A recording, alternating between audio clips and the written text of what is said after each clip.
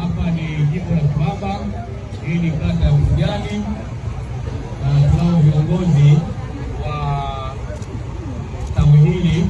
Naomba msogee karibu hapa, mwenyekiti wa tawi,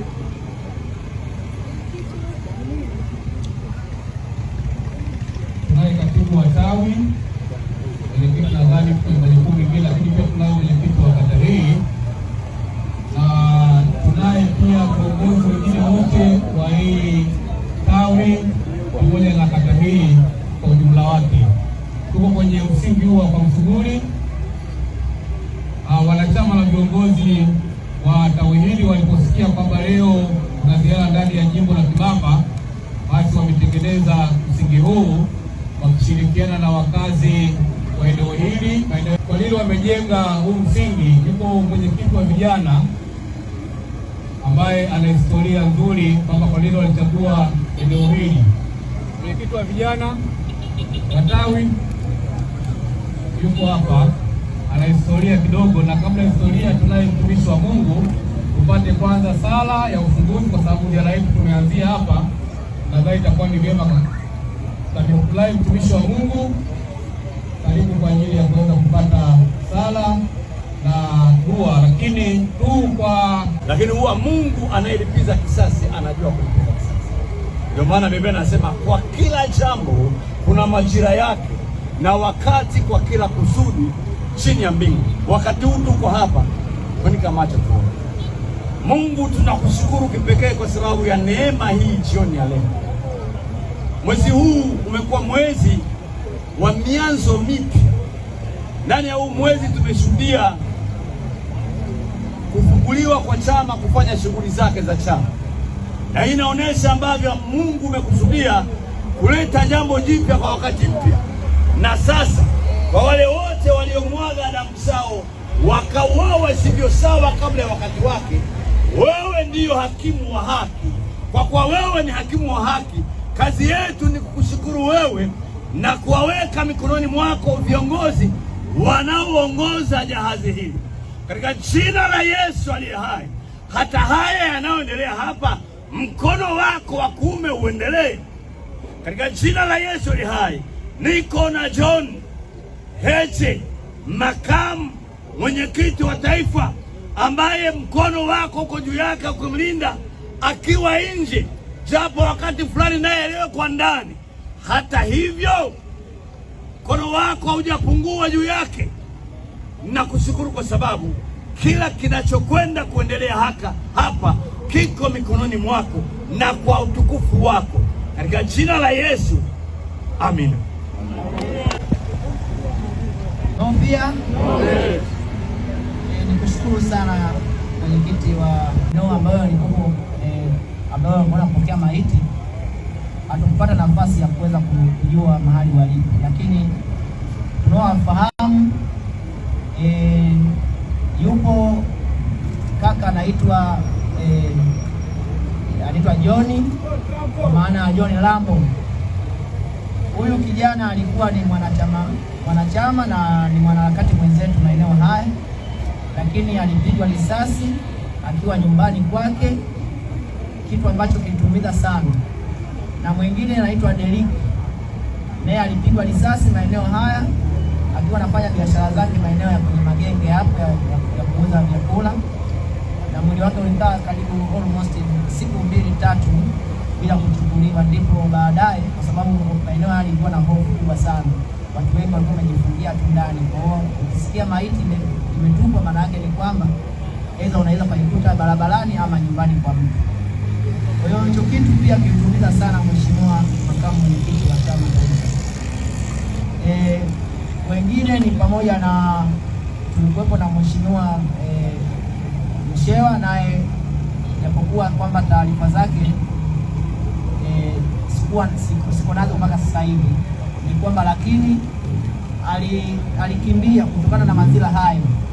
Alikuwa akifuatiliwa na watu, na mimi nimekuwa nikitahidi kuhakikisha kwamba anapata usalama wa mke wake pamoja na mali zake. Nilikuwa nikishirikiana na uongozi wa kamati ya hamasa kwa lengo la kuhakikisha kwamba mke wake anaishi mazingira safi na salama. Tulikuwepo na viongozi wa hamasa ikiwemo leo, kwa wengi tunamtambua kamanda wetu wa chama, naye mpaka sasa hivi hatuko naye, tujue kwamba hali alipo. Hayo ndio mambo machache ambayo mheshimiwa makamu mwenyekiti namkuachia maeneo haya na viunga hivi kwa Msuguri. Ni kwa ajili ya kuwakumbuka wale ambao walipigwa risasi tarehe 29 ambao wapo miili yao iliyopatikana na wakazika, lakini wengi wao miili yao haikupatikana mpaka leo hii. Basi karibu katibu wetu wa kanda yetu kwa ajili ya kukaribisha makamu mwenyekiti, ili sasa aende moja kwa moja kwenye kuongea kwa machache na wakazi wa eneo hili pamoja na wanachama na viongozi mbalimbali waliopo eneo hili.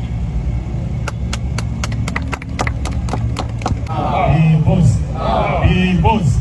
Okay. No fear. No hate. No fear. Mheshimiwa makamu mwenyekiti, karibu jimbo la Kibamba, karibu kanda ya Pwani, na niseme tu kwamba tumefurahi na tunafarijika na uwepo wako katika kanda yetu ya Pwani. Tunafahamu kwamba wananchi wa kanda ya Pwani wana kiu kubwa sana ya kuweza kuwasikiliza hadithi viongozi wakuu, hususan wewe binafsi makamu mwenyekiti, kwa sababu wewe ndio mwenyekiti wa chama. Kipindi hichi ambacho mwenyekiti wetu Tundu Lissu amepewa kesi ya uongo ya uhaini, umesimama imara kwa muda wote, na sisi kama viongozi wa kanda ya Pwani kwa kweli tunakushukuru sana kwa niaba ya chama.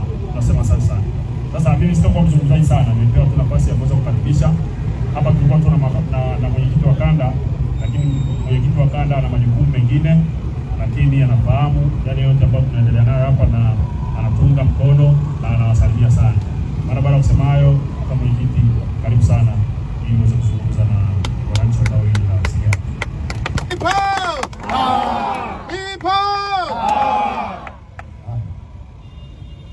People's power. People's power.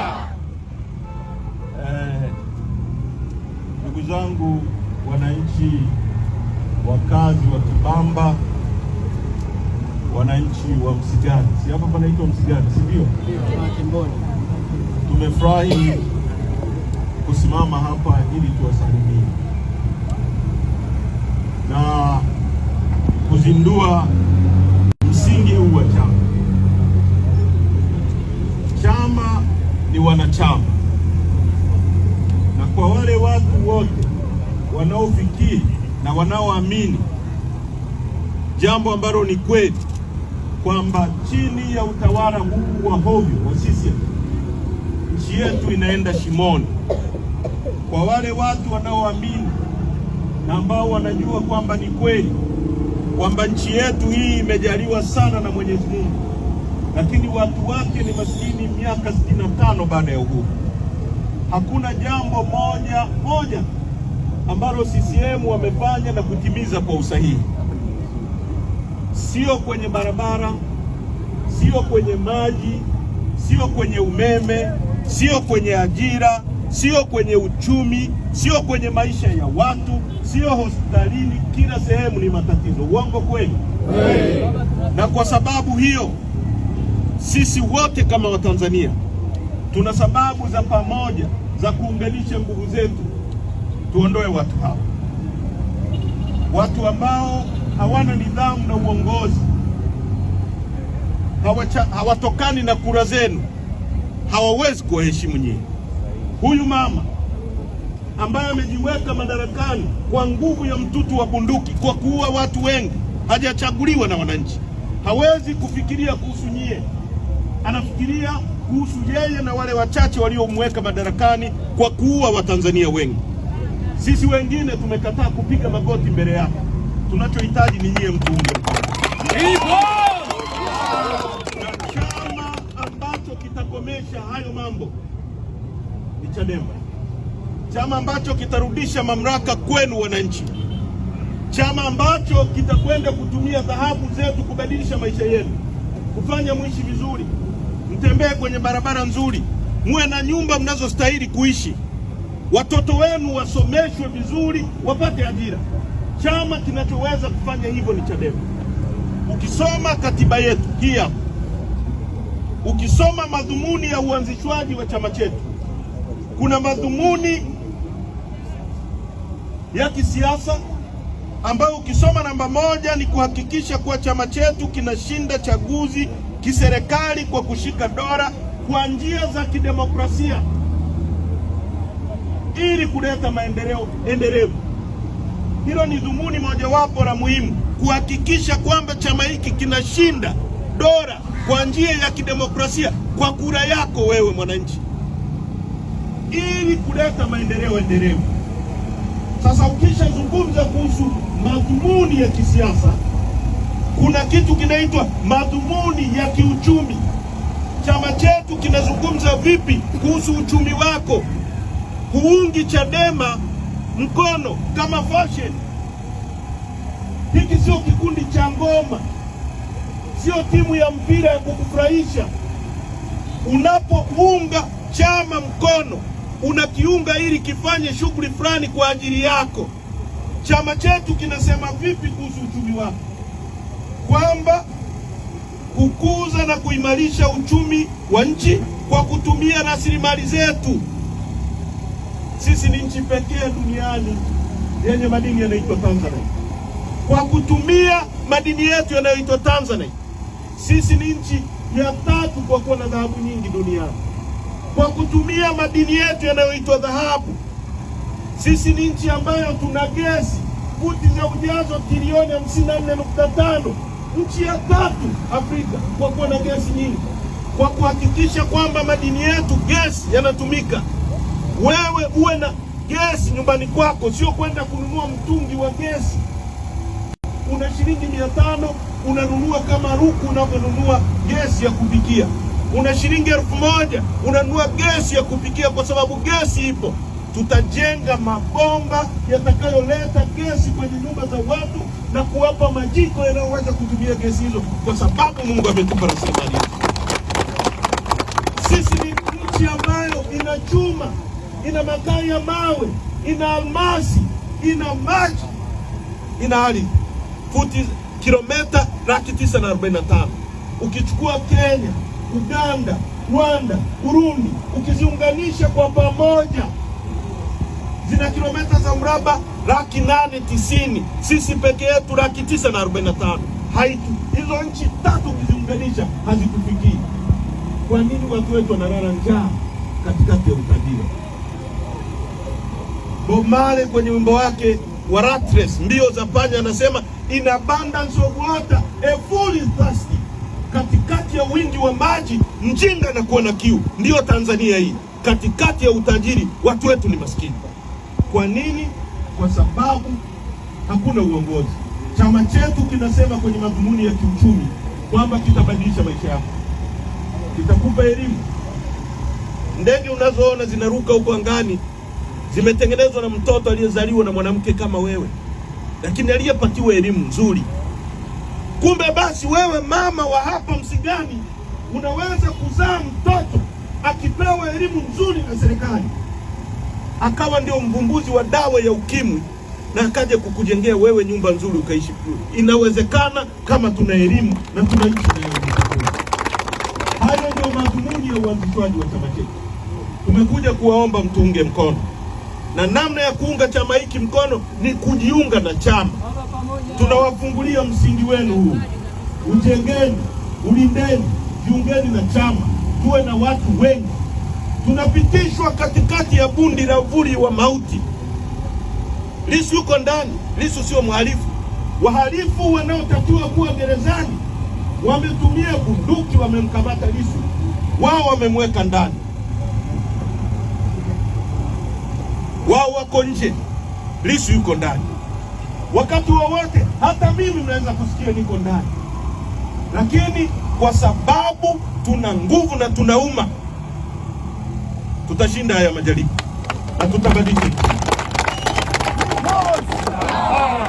Tusiwe waoga, tusimame imara, kwa sababu tunachofanya hatuvunji sheria, tunafanya jambo la kweli.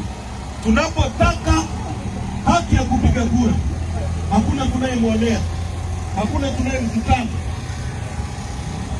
Hatupaswi kujibiwa kwa risasi. Tunapaswa tupewe nafasi, tusikilizwe na wananchi waamue. Tunapokwenda kucheza mpira, tunataka uwanja unaolingana na refa ambaye ni fair. Halafu mechi ikiamuliwa, watu wataona. Katika uchaguzi wa tarehe 29, Samia anajua na dunia inajua. Kuna ripoti iliyoandikwa na African Union inasema Tanzania hakukuwa na uchaguzi. Uongo ukweli? Kuna ripoti iliyoandikwa na Thabo-Mbeki Foundation inasema Tanzania hakukuwa na uchaguzi. Uongo ukweli? Nani aliyemchagua Samia? Nani aliyepiga kura nchini? Wamejiweka wenyewe, wameunda tume, na sisi tulisema mapema kwamba hii tume ni dekio la kusafisha uchafu wa watu walioua watu na kujaribu kuintimidate na kutishia watu.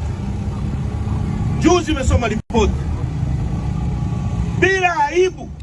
Majaji wa mahakama ya rufani, wengine wamekuwa majaji wakuu, wanasema watu wanaotekwa nchini.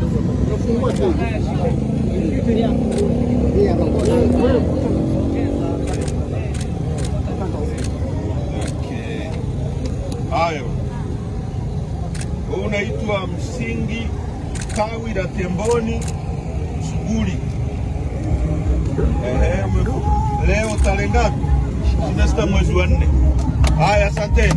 Asante sana. Sasa tupandishe bendera ikiwa ni ishara ya kumbukumbu kwa viongozi na wananchi ambao tarehe 29 serikali ya